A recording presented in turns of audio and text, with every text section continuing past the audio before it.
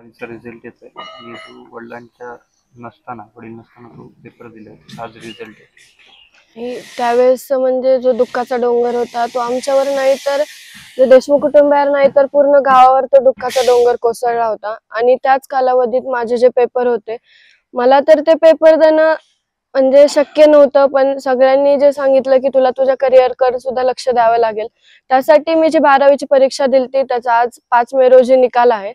पण निकाल कसाही लागेल, माझ्या वडिलांच्या आशीर्वादाने मला माहिती आहे तो निकाल माझा चांगलाच लागेल। आणि तुम्ही दिलेली जी साथ आहे आमच्या सोबत आणि आमचा जो वाढवलेला धीर आहे, त्या धीराने तर ही लढाई आज इथपर्यंत आली आहे। पण मला याचं दुःख वाटतं की जर आज माझे वडील माझ्या सोबत असते तर त्यांना तो रिझल्ट ऐकून खरंच खूप आनंद झाला असता। त्यांची शाबासकीची थाप माझ्या पाठीवर पडली असती, पण त्यांच्या नसताना खरंच महाराष्ट्राने नव्हे तर भारताने आम्हाला साथ दिली। आणि त्यांचं जे स्वप्न होतं ते मला पूर्ण करायचंय, त्यासाठीच मी नीटची तयारी करत होते। काल नीटचा देखील पेपर झाला, पण जी मानसिकता माझी होती ती थोडी बाजूला सारून मी खूप प्रयत्न केला परीक्षा देण्याचा, अभ्यास करण्याचा, पण ते माझ्याच्याने शक्य झालं नाही। कालचा नीटचा पेपर जो होता तो मला खूप हार्ड गेलेला आहे आणि त्याच्याने माझी स्कोरिंग सुद्धा जास्त येईल असं मला वाटत नाही।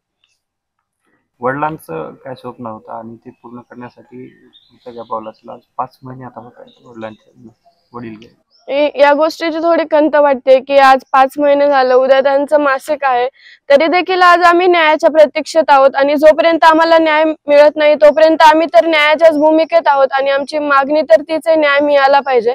पण सर्वांनाच वाटतं तो लवकरात लवकर मिळाला पाहिजे, यासाठी माझी कळकळीची विनंती आहे की सरकारने सुद्धा आम्हाला लवकरात लवकर न्याय दिला पाहिजे आणि जे कोणी आरोपी असेल त्यांना कठोरात कठोर शिक्षाही झालीच पाहिजे। कारण की जर अशीच गुन्हेगारी वाढत चालली तर हा आपला भारत देश हा पुढे जाण्यापेक्षा कुठेतरी आज मागे येतोय।